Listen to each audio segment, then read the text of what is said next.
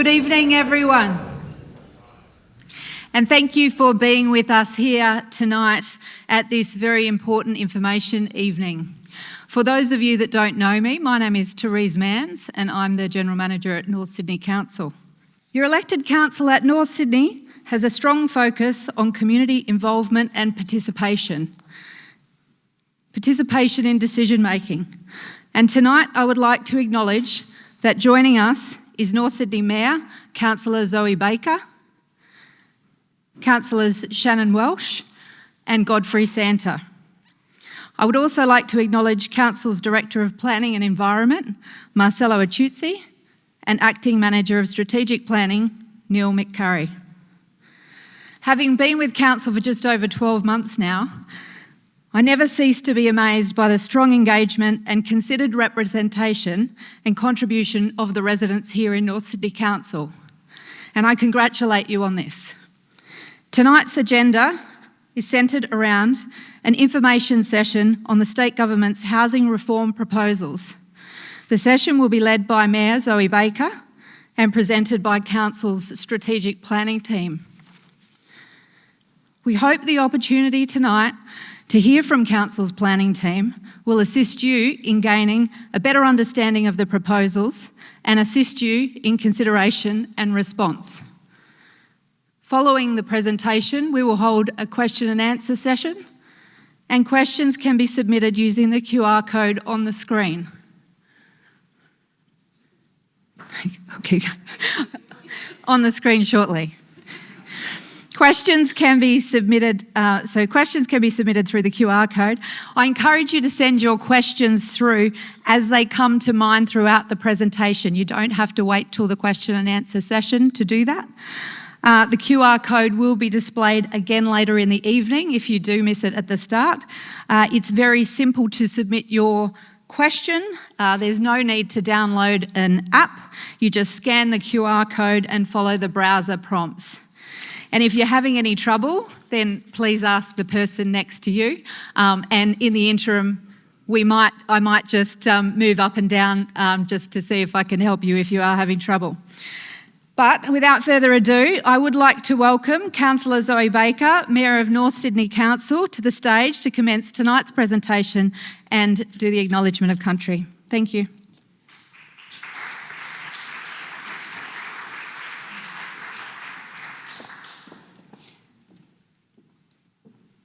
There's the QR code.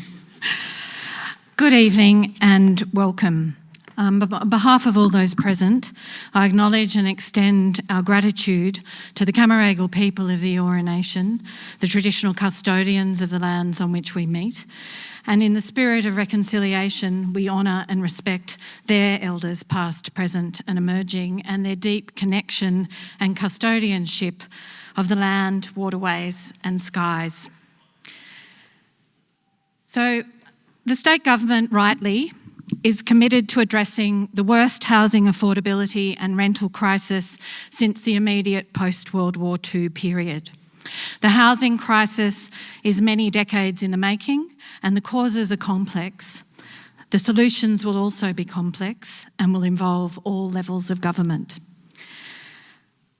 Our community and council recognise that, and we are committed to pitching in by prioritising affordable housing and planning for growth.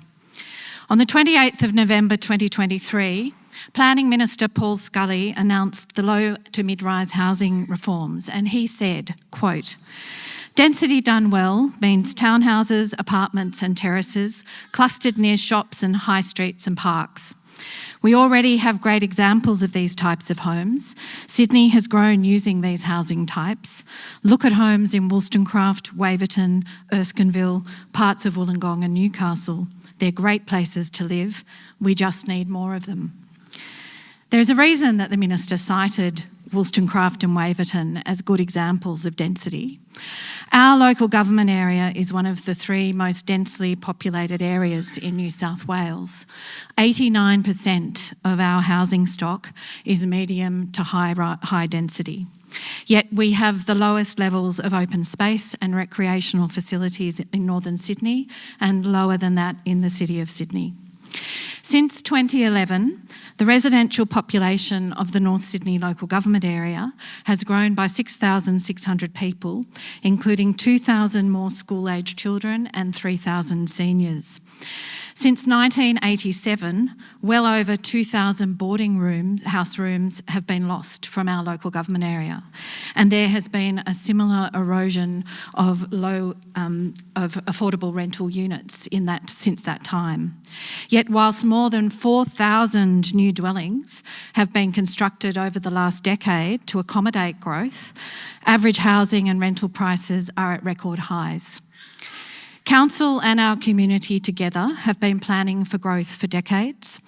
Council's approach has been always to concentrate residential density in and surrounding existing centres and transport nodes, including the new metro sites.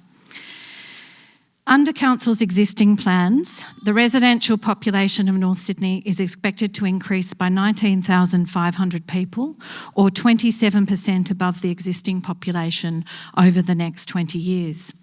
More than 6,000 new dwellings have already been planned in the St Leonard's 2036 plan area alone, centring around the Crows Nest metro site. The delivery of additional housing must be accompanied by increased capacity in essential utilities such as sewerage, water, electricity, NBN, as well as community and social infrastructure to serve existing and future populations. That's open space, schools, hospital beds, aged care and sporting facilities. The fact is that local place-based planning in partnership with local communities delivers great outcomes. That's not just a slogan, that is a lived experience here in North Sydney. People will accept radical change, even when the changes impact their amenity, if they are given a voice and been part of that planning process. So the best example of this, for me, is the experience in Crows Nest St Leonard's. In 2011, and since, Council commenced a series of planning studies, and the purpose of that was to increase the density around the transport hubs at St Leonard Station and the new metro, but also to ensure that public benefits were delivered to meet that additional height and density.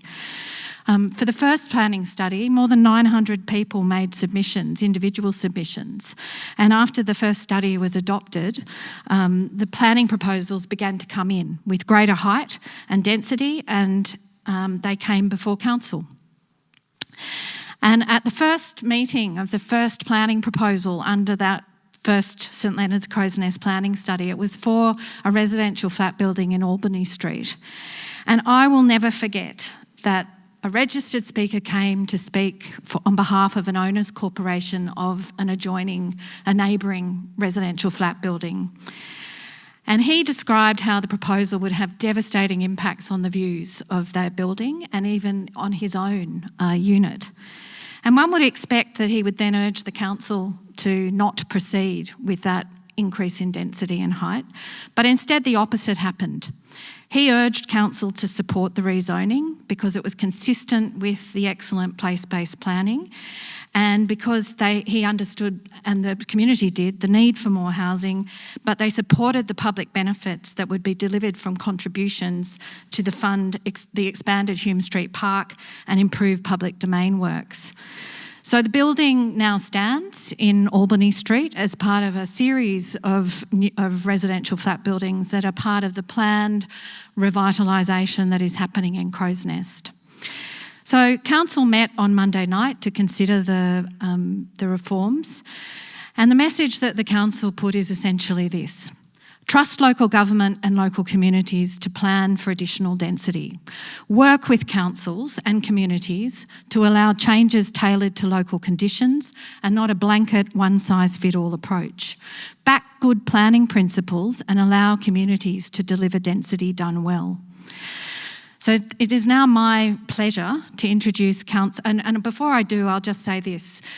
One of the ways to negotiate with the state government successfully on these things and to ensure that that essential community infrastructure can be delivered is to start with good evidence-based planning. And one of the strengths of our council and our community is we're not running frivolous arguments, but we're backed by extraordinary expertise and experience in Council's Council's Director of Planning and Strategic Planning Department. And so without further ado, I call on Council's Director of Planning and Environment, Marcelo Occhiuzzi, and the Acting Manager of Strategic Planning, Neil McGarry, to present the facts on the proposed changes and the likely impacts on our local government area. If you'd please welcome them. Thank you.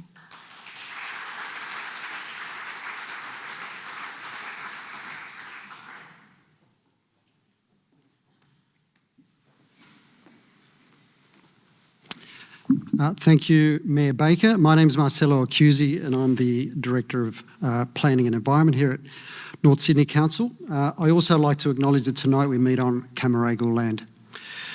The Mayor did a pretty good job of introducing these changes, and Neil and I will try to unpack these changes, these proposed changes, in a little bit more detail for you. And our job tonight is to try and ensure that you walk out of here with enough information to understand what's being proposed and to enable you, if you so desire, to make a submission.